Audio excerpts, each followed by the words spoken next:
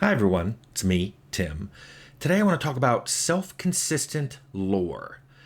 I've discussed realism in lore, actually in a couple different videos. One, I compared realism to fun and talked about how they're not the same thing, and I never consider them the same thing.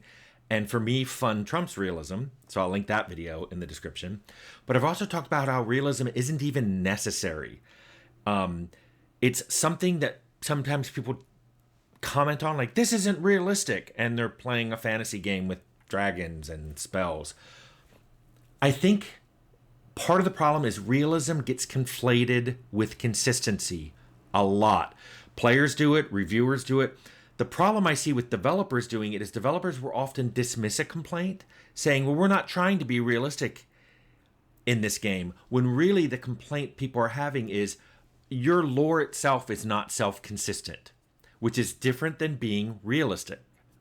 To me, realism is about putting in features that mimic something we have here in reality. It could be time of day, it could be weather, it could be jumping around, and how gravity affects you jumping and throwing and knocking things off. It could be flight, whether or not, things that can fly could even possibly fly in the real world, like big heavy things are flying, or things with teeny little wings are flying, or things that don't have wings at all are flying. Even when these features aren't 100% realistic, like maybe weather's random or you can jump too high, this is still trying to mimic reality. It's just for some reason, for either fun reasons or just to simplify code, 100% realism isn't needed. So I've talked about that. That's not what I'm talking about here. What I'm talking about here is self-consistency, which I'm going to define here as establishing rules for your world and then not breaking those rules. The example I always give people about self-consistency in my own games is in Arcanum. We decided early on, when it was just Leonard and Jason and I talking in a living room about making a fantasy game, that we would establish a rule that magic and tech were antagonistic, that magic and tech don't coexist. In fact, they're opposite. Magic is changing or suppressing natural law in the mage's immediate vicinity, while tech was using natural law to get its effects and then reinforcing those laws. So spells got weaker around tech items, and tech got weaker around powerful mages, things like that. This was demonstrated in game by that happening, and even the player themselves had a personal magic tech rating, and its effects on spells and skills and items they were carrying was something measurable and concrete. This is self-consistency. This is a designer deciding something is a rule and making sure everything in the game obeys that rule. Self-consistency can be seen as the behind-the-scenes foundational support of your game. Nothing should violate it, even if it seems to. And this is where I think players get confused, because self-consistency is not NPCs talking to you. You cannot point to an NPC dialogue and go, aha, the lore is inconsistent. Because guess what? Two big reasons there you can't do that. One, NPCs will lie to you. They will knowingly tell you a lie because they have an agenda and they want you to do something. So it was written to be a lie. The designer knew they were lying to you. If you don't get that, that's on you. That's not on the designer. But also, some NPCs simply don't know. They are assuming something. They think they're telling you the truth, but they're not. There may be an NPC that goes, there's a monster in that cave. There's a monster. People go in there and get attacked. It's huge. It breathes fire. They're saying all these things. Turns out, no, there's a bear in the cave. And yeah, some people went into the cave and got mauled by the bear. And now everyone's talking about there being a monster in the bear. And it's got conflated into something way worse than a bear. Guess what? Leave the bear be. It'll leave you be. It's not a monster. It's just a bear. But this is a perfect example of the unreliable narrator. Over time, that mauling by the bear got conflated into there's a monster in the cave and it breathes fire and it shoots death beams out of its eyes. And the person telling you this believes what they're telling you, but they're still wrong. That's an unreliable narrator. Self-consistency is something that designers need to understand and follow when they make their games. I've seen an example of this. If you show a creature that's locked up without food and water for 100 years, then that creature doesn't need food and water for 100 years.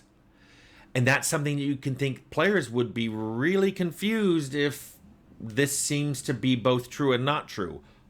But unless if you as the designer knew, hey, there was food and water in there for the first 99 and a half years, and now the thing that was in there is hungry and thirsty, and that's why it's angry. Oh, so there was a source of food and water. So it didn't live in there 100 years without food and water. Or maybe it wasn't 100 years. Maybe someone told you that that creature had been locked in there 100 years, but maybe it's only been 2 days. Or maybe there's something inside where it's locked in that let it survive. Maybe there's a cryosleep chamber. Maybe the creature is capable of hibernation. Maybe there's some weird science with a capital S in there doing time dilation or time stasis. So from the creature's point of view, it's only been in there a couple days, but from everybody outside, it's been 100 years. Maybe. As a designer, you may know that stuff, and here's the kicker. You don't have to reveal any of those exceptions to the gamers. You don't have to tell them. I have a whole video about leaving mysteries and why it's a good thing. The cool thing about mysteries is not only does it make people want more, they want to keep diving into your game and solve those mysteries, but it leaves your game open to different interpretations, even if there's just one consistent canon. I have a whole video about what I mean by canon interpretation. Go watch that one.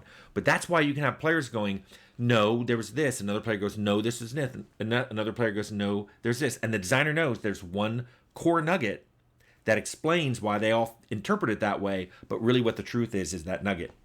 And mysteries are a good example of why there are just so many different interpretations of games. And that's a good thing. It's something that makes people want to play games. But, and this is a big but, and you all know I like big buts, if you leave too much mystery in your game, or you deliberately add too much unreliable narration, you will lose players. Your lore will seem inconsistent, or random, or chaotic, almost as if there's no lore at all and you're making it up as you go along, which is something I don't think you should do. You should make decisions before you lay down anything. It's why I always say you have to decide your setting and then what story you want to tell, and then finally make system mechanics that support both of those. Now, there's one other thing I wanted to mention, which is lore drift. I have a whole video on lore drift. I'll link it below. Lore drift is inevitable. When sequels come out, spin-off games come out, companies take over game franchises from other companies. The lore will get tweaked. Things will change. That the foundation is slightly different now. Now, and like I said, some of these changes aren't drift. It was the new sequel or the new group working on it has decided that some previous narrator was unreliable. There was some explanation for why people used to think this, but it's not true. Also, some lore drift is inevitable. When you make a sequel, the base game makes this huge universe of possibility, but once you have a sequel, you kind of narrow down. The game is definitely in this area, not over here, because you went this way in the sequel. This is lore drift. It is inevitable.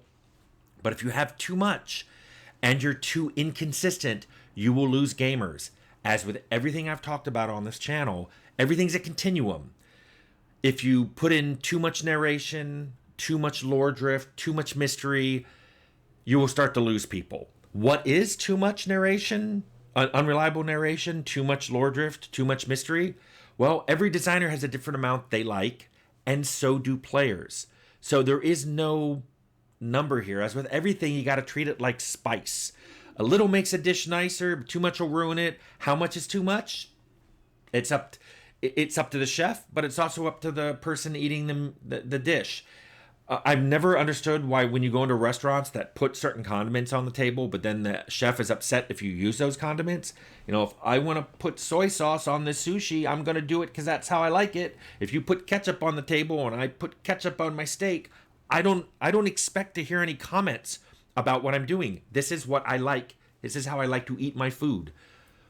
But if a chef presented the food and intended it not to have those spices or condiments added, I get that too. I'm just saying when the disparity is too much between the chef and the customer, or between the game developer and the players, that's when you start having these talks about lore inconsistency.